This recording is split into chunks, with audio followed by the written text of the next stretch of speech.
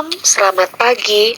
Hari ini Senin 15 Juli 2024 bersama saya Pendeta Kartini dalam program Renungan Harian Resort GKI Pulang Pisau mengajak saudara untuk mendengarkan renungan firman Tuhan yang terdapat dalam 2 Samuel pasal 3 ayat 22 hingga yang ke-39. Namun sebelumnya, mari kita bersatu dalam doa. Selamat pagi Tuhan Yesus, terima kasih buat hari ini. Kami diberikan kesempatan untuk bangun dan menikmati kehidupan yang Tuhan berikan. Sekarang kami akan belajar dari kebenaran firman-Mu Tuhan. Pimpin dan sertailah kami dengan kuasa-Mu. Di dalam nama Tuhan Yesus Juru Selamat kami yang hidup. Kami berdoa. Amin.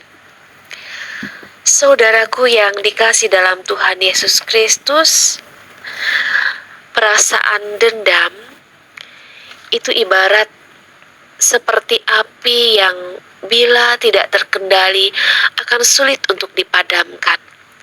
Terlebih lagi bila yang menjadi korban adalah keluarga kita sendiri. Dendam yang tidak terkendali akan terus menuntut korban untuk memuaskannya. Saudaraku yang dikasih dalam Tuhan Yesus Kristus, inilah yang terjadi antara Yoab dan Abner. Permusuhan antara Yoab dan Abner merupakan akibat dari peristiwa berdarah yang telah terjadi di antara keduanya, di mana saudara Yoab, yaitu Asael, dibunuh oleh Abner dalam sebuah peperangan. Hal itulah yang menyebabkan Yoab sulit percaya kepada Abner bahwa ia telah berubah dan menyatakan keberpihakannya kepada Daud. Dalam pikirnya bahwa Abner hanya akan menipu dan memperdaya Daud, bahkan akan mengambil alih pimpinan militernya. Saudaraku yang dikasih dalam Tuhan Yesus, perasaan dendam itu pula lah yang kemudian mendorong Yoab untuk membunuh Abner. Bukan dengan cara kesatria, tetapi dengan cara yang licik, demi balas dendam ataupun membalas darah Asael adiknya. Jatuhnya korban karena dendam, dan dengan cara yang licik itulah yang sangat disesalkan oleh Daud sebagai seorang raja. Daud menyadari bahwa pembalasan dari Tuhan itu tidak akan pernah bisa terhindarkan. Sebab itu, ia menyatakan bahwa peristiwa yang terjadi terhadap Abner itu tidak melibatkan dirinya dan juga kerajaannya.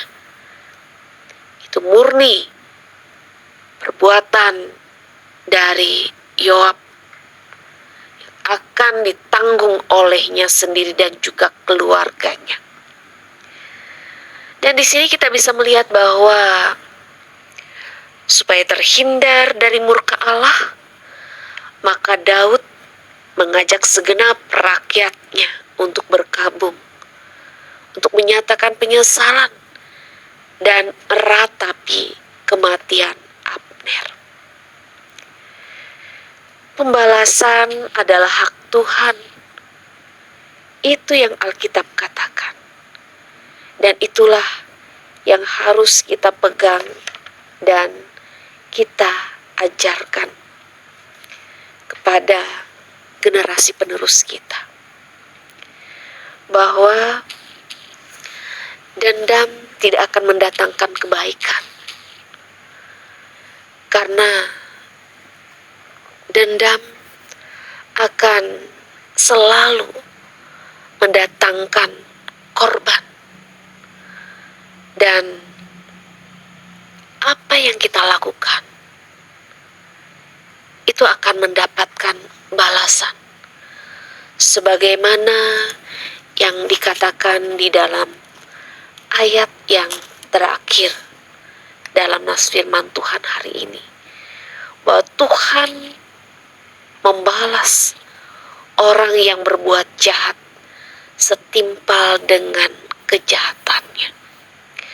Karena itu saudaraku, jauhkanlah hati dan pikiran kita dari perasaan dendam, dan kendalikanlah amarah kita. Belajarlah sebagaimana Yesus ajarkan bagi kita untuk membalas apa yang jahat itu bukan dengan kejahatan, tetapi dengan kebaikan. Bahkan mendoakan orang-orang yang sudah berbuat jahat kepada kita, dan menjadikan pembalasan itu semata-mata adalah hak daripada si pemilik kehidupan itu sendiri, yaitu Allah di dalam Yesus Kristus.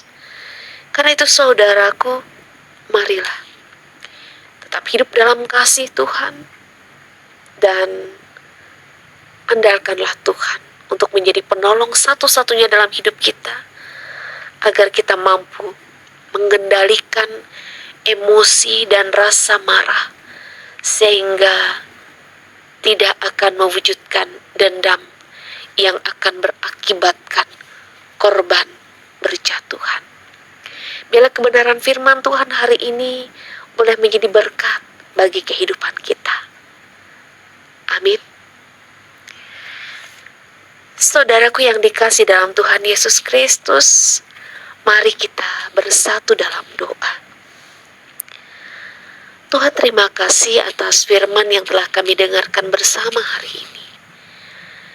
Biarlah kebenaran firman ini boleh menjadi pedoman yang berharga dalam hidup kami, untuk kami menjalani kegiatan hidup kami sepanjang hari ini.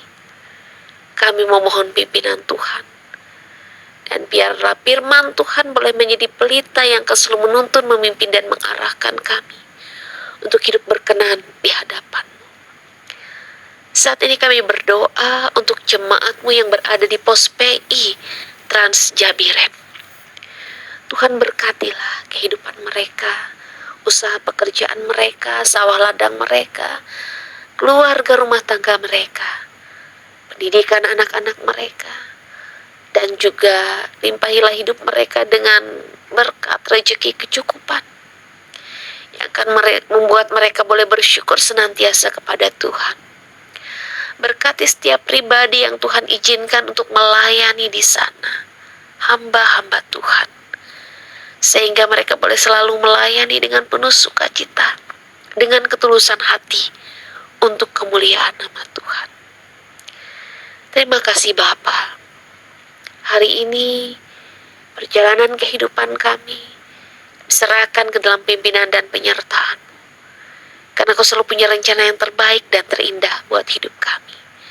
Di dalam nama Tuhan Yesus, Juru Selamat kami, telah mengajarkan kami doa Bapa kami, dan saat ini kami ucapkan demikian. Bapa kami yang di sorga, dikuduskanlah nama-Mu, datanglah kerajaan-Mu, jadilah kehendak-Mu di bumi seperti di sorga. Berikanlah kami pada hari ini makanan kami yang secukupnya, dan ampunilah kami akan kesalahan kami, seperti kami juga mengampuni orang yang bersalah kepada kami. Janganlah membawa kami ke dalam pencobaan, tapi lepaskanlah kami daripada yang jahat, karena Kau yang punya kerajaan, dan kuasa, dan kemuliaan, sampai selama-lamanya. Amin.